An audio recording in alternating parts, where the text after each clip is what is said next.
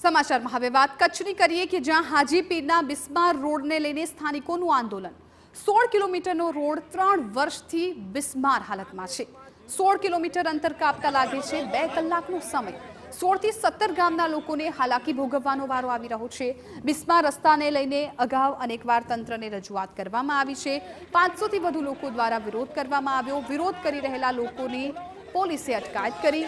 વિરોધ કરી રહેલા 25 થી વધુ આગેવાનોની અટકાયત। બિસ્માર રસ્તાને લઈને તંત્ર સામે કામગીરીની માંગ। તો કચ્છમાં હાજીપીરના બિસ્માર રોડને લઈને લોકો દ્વારા આંદોલન કરવામાં આવ્યું છે। છેલ્લા 3 વર્ષથી અનેક રજૂઆત કરવા છતાં પણ કોઈ નિરાકરણ ન આવતા લોકો દ્વારા આંદોલનનો માર્ગ અપનાવવાની ફરજ પડી।